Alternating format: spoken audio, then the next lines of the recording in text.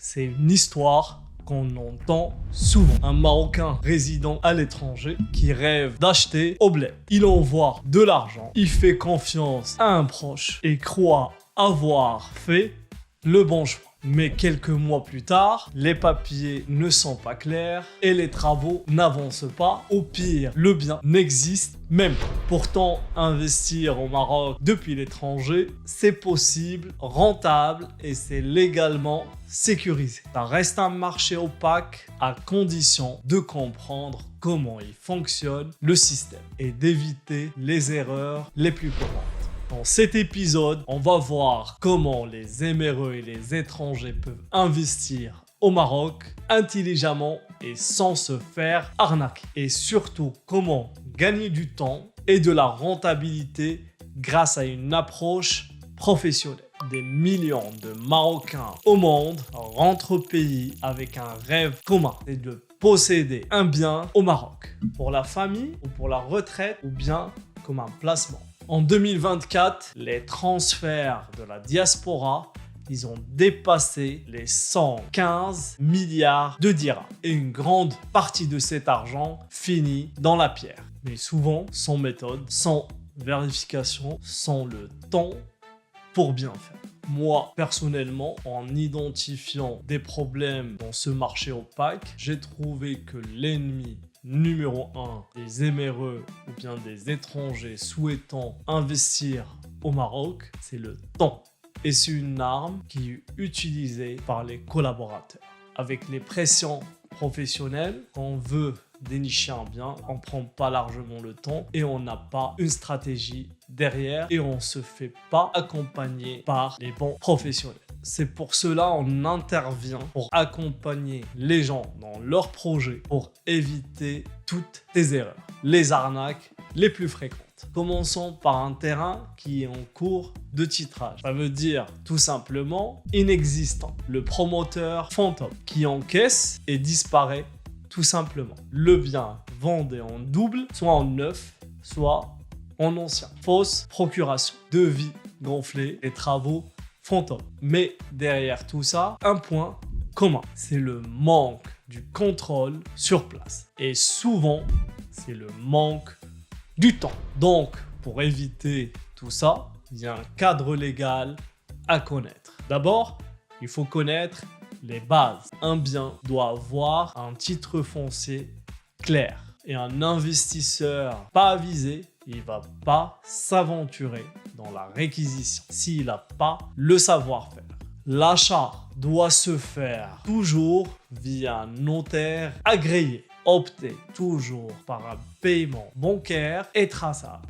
Ne se laissez pas avoir par les vendeurs qui vous demandent du cash pour saisir une affaire. Et dernièrement, tout transfert depuis l'étranger doit être déclaré à l'office d'échange. Toutes ces étapes garantissent ton droit de propriété et ton droit de revente. La question qui se pose, investir à distance, est-ce que c'est possible? Et bien ma réponse, oui, c'est possible. Aujourd'hui, un éméreux peut acheter sans venir au Maroc. Grâce à une procuration légalisée, à des visites virtuelles et à des structures fiables, tu peux tout vérifier depuis ton pays de résidence. Les bons interlocuteurs te transmettent les documents légaux, les photos, les vidéos et les états d'avancement. Tout peut se faire en ligne si tu es bien accompagné.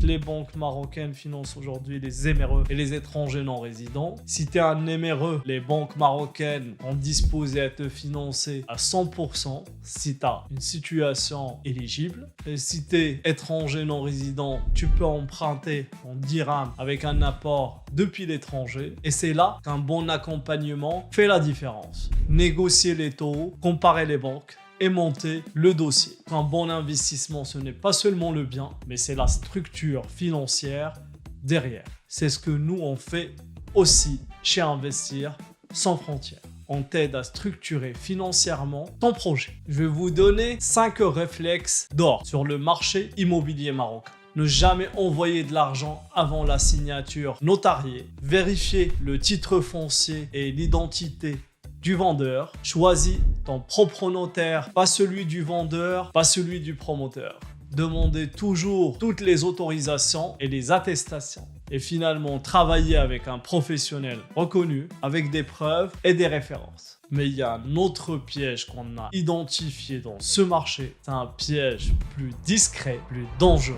C'est le manque de temps. La plupart des Marocains résidant à l'étranger ou des étrangers non résidents souhaitant investir dans le Maroc n'ont que 2 ou 3 semaines par an pour venir.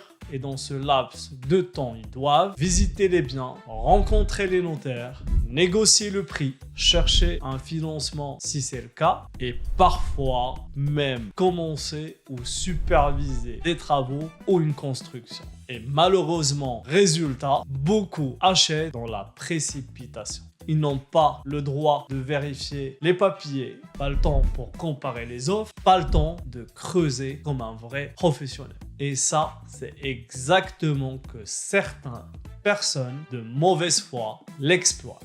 Des promoteurs malhonnêtes, des charlatans opportunistes et des intermédiaires sans scrupules utilisent l'arme du temps pour que vous cédez et derrière on vous vend du rêve en disant par exemple c'est la dernière villa à ce prix-là. Il faut signer avant la fin du mois et sous pression, beaucoup signent. Et c'est souvent là que les problèmes commencent. Mon conseil, prenez largement le temps qu'il faut. Car le manque de temps, c'est la porte ouverte aux erreurs et parfois aux arnaques.